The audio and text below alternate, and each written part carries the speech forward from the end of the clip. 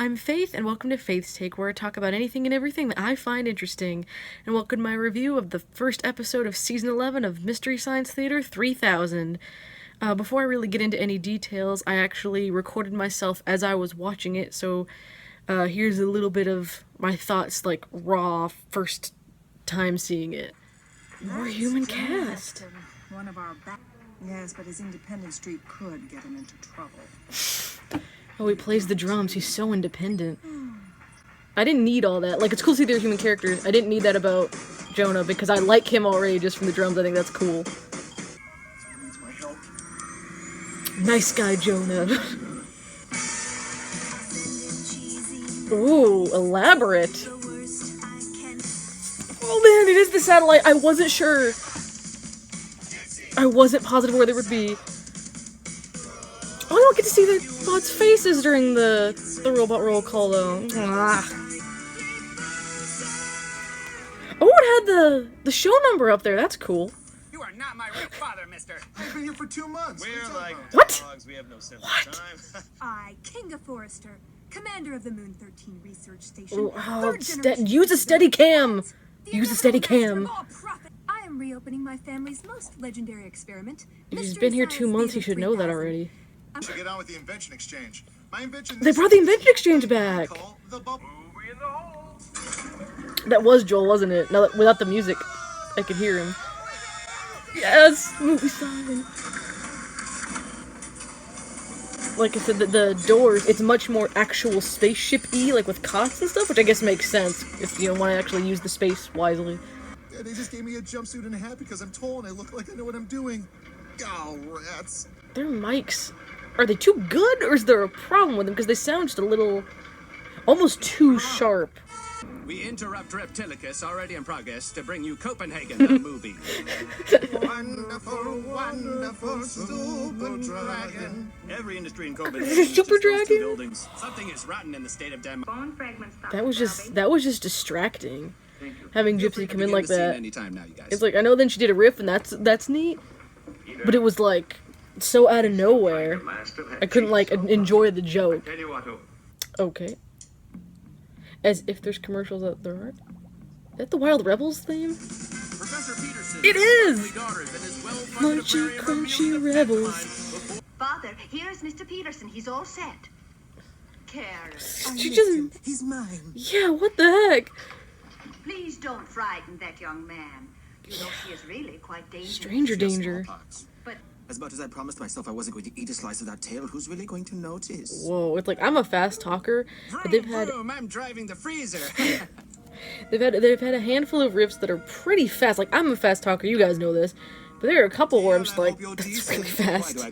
How much of the silhouettes were real, like really there, and how much of it is animated? Kind of unrealistic. But I thought giant monsters came from Japan, not Denmark. Well, Asia clearly has the most monster credibility, but there's a beautifully diverse array of global monsters all over the planet. Explain. You riffed Preferably Gorgo. through rap. Oh, all right, if you insist. Oh boy. Reptilicus is silly, but he really illustrates the great array of monsters all over the place. I did not expect a song in the first one. Well, serve out, but Canoes, killer shrews, and the loop gorilla. Killer shrews! Yaga and the Impudulu. Now you guys realize the surprising size of all the worldwide Daikaiju. every country has a monster This is sweet. in their nation. That was cute. I didn't expect, I'm gonna pause it for a second. I didn't expect a song in the first episode, and as soon as they said rap, I was like, oh, that was pleasant. It was happy, it was upbeat, and they were having fun with it, so I liked that. I didn't expect a song, and as soon as they said rap, I was like, no, but that turned out way cuter than I thought it would. And good on Jonah for keeping all those little props straight. I'm gonna be honest, so far, the theater part has been my least favorite of this whole thing, which I totally would have thought would be the opposite. You know, if God's trying to cut the power in your laboratory, you might want to think about what you're up to. Tampered in God's domain. Yeah. I'm never gonna finish this. Keep calm and Australandskimo. Inside the secret world of Finally, a laugh in there. I just realized that they hadn't really Got a really epic D&D game going laughed on over here. much. That's one of my favorite things about the original show and riff tracks is when they, like, you know, laugh with each other a little bit. Notice, I've got my... Are you in charge? Carry on, gentlemen. Can we have another host segment now? Brent? This movie is bad. Like, it's boring. We're leaving at once. Brent, red alert. But it's not necessarily fun bad. At least, not yet. Great big co- You'd better get Did he... everybody what? out of here in case Did he Jonah comes give back. Crow a jacket? What was that? Or was it like a blanket? A cape? No. Okay, lab coat. Gotcha. You really think you can grow a new me from my arm? No, Oh. robots don't grow. Multiple servos. Hi, me. Hi, me. It worked. Wouldn't this servo have This 2 makes arms? sense. Not- Where are your arms? The Yeah. creator took them for the Genesis tape. Oh, That's okay. conveniently off camera. That wasn't the original one. Jonah, let's there's see. been a mix-up. Yeah. I'm not the original servo. Yeah. Oh, that's fine. I think that if you... Whoa, that was like a desperate crow scream there. Like, jeez. Way weaker than the song. But it did pay tribute to all the multiple servos we've had in the past, and that's They rolled cool. out the entire... It's much cheaper looking than we could have possibly imagined. Reptilicus is on a turntable, and we pulled a model tank with a string. The effect is seamless. I'm trying to steer with my feet. A few of these, they're riffing super early. American Okay, here it is. On the back of this Adventure Time poster, check this out. Adventure Time reference. I don't even watch Adventure Time, but that's a pretty He capsized. young reference. Wow. Hey, guys, look what was in the last toothpaste shipment from Moon 13. Letters. Ah, the How much written toothpaste did words of the Jonah lost use in art 2 months? rediscovered. I can be sarcastic. Check this out. Hey, Jonah, I love that jumpsuit. Thanks. You know, yellow looks great on you. Oh, thank you, Tom. That's very It does, sincere. though. Let's beginners. Is he saying there's another satellite of love? Perhaps an evil one? With evil duplicates of all of us? This isn't a letter, it's a warning. Aren't this Crow and Tom just duplicates of the originals, Which right? is also... Letters before the movie's over, that's weird. And also, yeah, aren't this Crow and Tom duplicates of the originals? They can't be the originals. They're with Mike. And if they're supposed to be the originals, then I'm really mad, so don't say that. What's that for?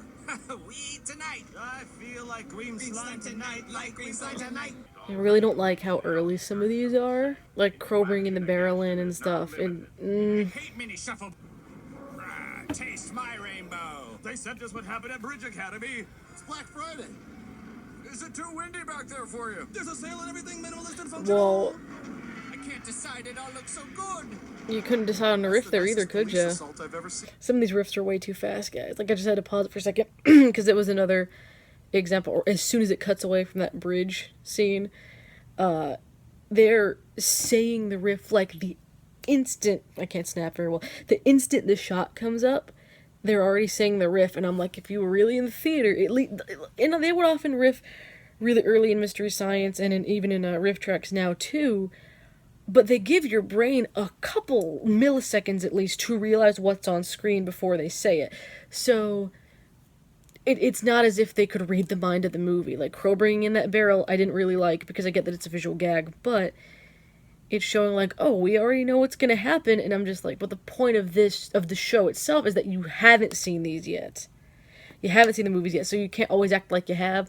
You can't riff too fast, like too ahead of whatever the joke's supposed to be based off of happening on screen. For me, it's like the speed, and then when it was right before, at the beginning of the bridge scene where they're like, had the crowd running and they made all the Beatles references and stuff, that's fine, but they had like 5 quick shots in a row, and every single shot had a riff. And that was too fast. You should have picked like 3 maybe to give the audience a second to laugh and breathe with one. Because there are some times where the pause is appropriate and they have like the good sized pauses, and there are other times where the riffs are coming so quick that it's like, whoa, I didn't even get a chance to like, you know, laugh or think about that one too much before you already moved on to the next thing. So I think they need to take their time a little bit. It's almost the opposite of season 1 problems, which is you know, where in that, there are too many gaps that are way too long, and this time there are too few gaps, and the ones that are there, some of them are too short. Why does Crow's mouth not close all the way when he's Cut away talking? to that speaker. Maybe He's just doing this. leaving now, and I'll be taking all your women. Moving right along. Yes! Birds, the city is anti-dragon. This is really early in special Wait, effects. did it... Okay, I could have sworn that he started talking before the shot even changed. Wait, is that a Yeah, St. instant. George? This city is anti-traffic. The exact same time it cut to that shot, it's too So much. that's actually gingerbread. It's too fast. Moving right along. Footloose and Fancy free. Getting there is half the fun. Come share it with Going to me. take a crack. Hi, I'm God. I'm so sorry you had to watch this, but that's how you learn things, through frustration and discomfort. And remember, if the movie doesn't kill you, it only makes you stronger. Amen. Atta girl. And how many? Really got to admire the way they're already banding together in the face of our oppression. Be quiet. It's been 2 months. Only the beginning. Bees McKeever worked on this? Cool. So, Crow, Servo, ready to go. Start slow. Crow-amon is a monster from Luxembourg. This song is gonna be in my head for like 3 days. This is easily the best part of the whole thing, which I would never have guessed. Let's start at the beginning. Basically, if you watched the trailer, as long as you watched the Netflix trailer, you were good to go in. You didn't really learn much else. But the very first thing they did I really liked, which was Jonah playing the drums on his ship. I thought that was cool. I thought it was like, oh, okay, so he's kind of like this cool dork, if you know what I mean. And I was like, okay, that's good. I already like this guy because he's off on this mission or whatever, but he's playing the drums or whatever, Simple little character thing. And then you cut to more people in Gizmonic's Institute, which is where he's working, I guess. And I was like, oh, that's really cool, more human characters. And then they're like, oh, that independence of his is gonna get him in trouble one day. And I was like, ugh, like already, like, having new human characters is really cool. Don't tell me that Jonah's super independent. Show me that Jonah's super independent. The rest of the character stuff, overall, I think they did really well. But that one thing, I was like, show, don't tell. Show, don't tell. Don't tell me he's independent. Just show me. Because what they did show in that first couple minutes for Jonah was really great. They had him playing the drums, and he was willing to drop that payload to save people. Which also shows that he's a really, like, kind-hearted person. That was great. It showed that he had some personality and that he was really nice. You didn't need to say, like, oh, he's so independent, that's gonna get him in trouble one day. You could have cut that and that would have been fine. The only other problem I had with the opening was that 2 months passed already. Because at first Crow and Tom were like, oh, you're the new meat around here. He's like, I've been here 2 months. I'm like, you've been here 2 months? Like, when Mike first started, just because he's the only example we have for someone that came in later, but when Mike came in, he was brand new. Like, he had just been, they were training him for the last, like, whatever it was, day or two, couple of days. The timing was weird.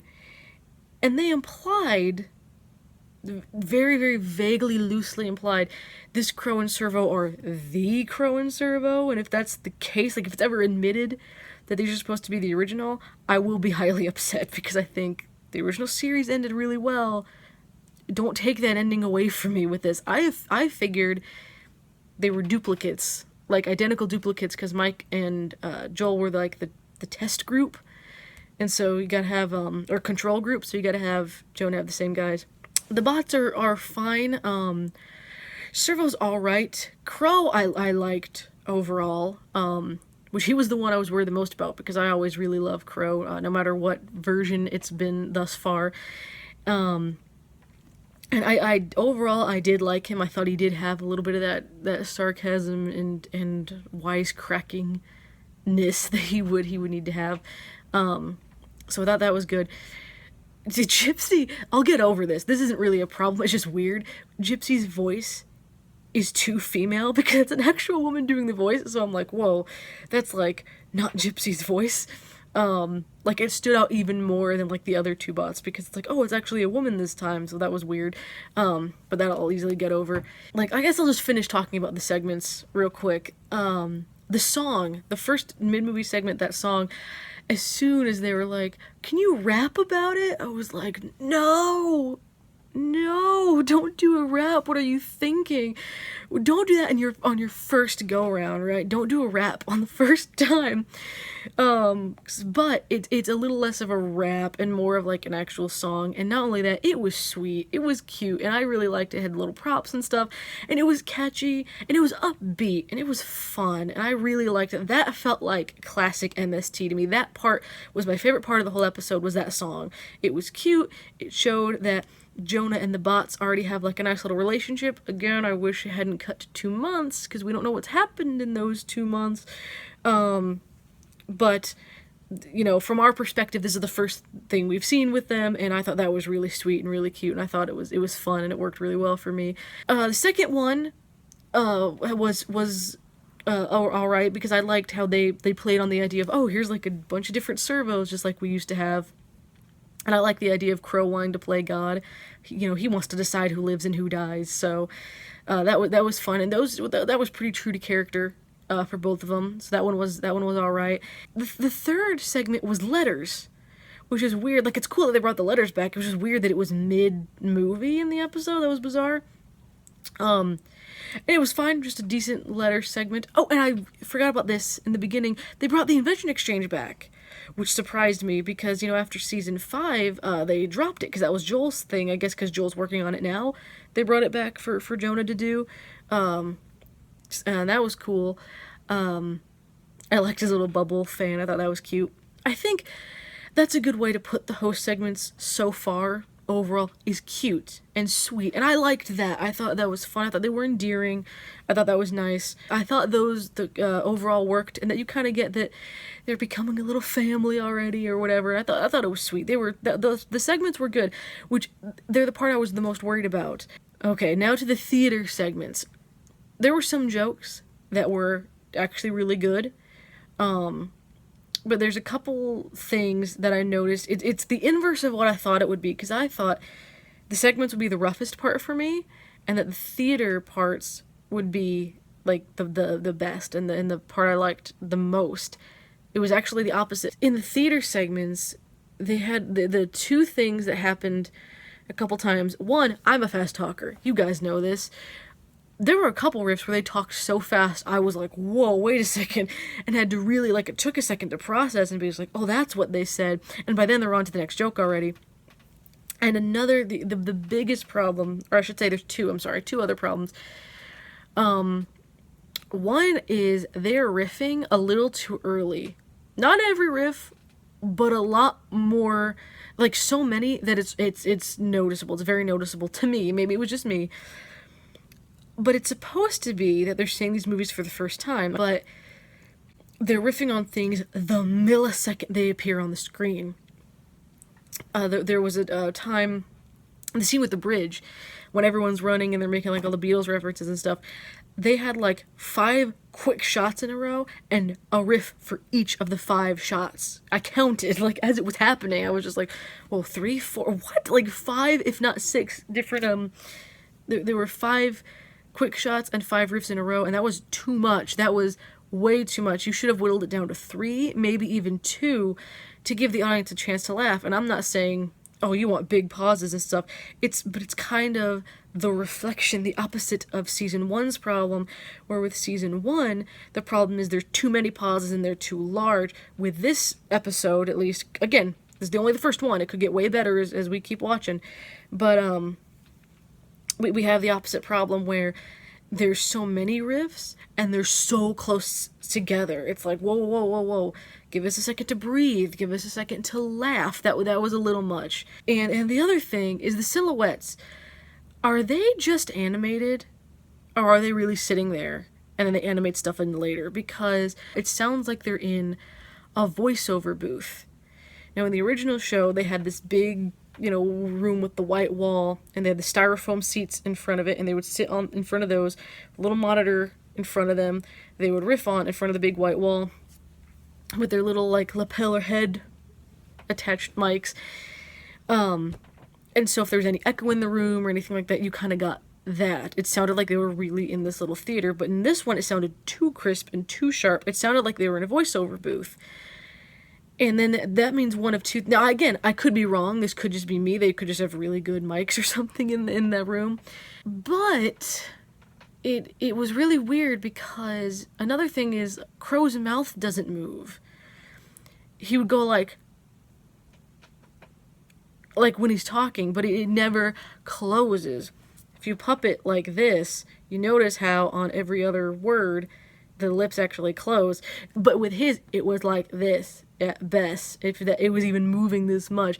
Not all the time, but any time I specifically thought to look at him, I was like, move your mouth. That really bothered me. I don't know why. It's It's the one puppet where you can see the mouth the whole time, guys. Like, you know. So, and the riffs were okay. They were okay. Better than season 1 just for the fact that there were more, at least. But not much that was spectacular. The best riffs were reference to the old show. They had a reference to the Muppet movie.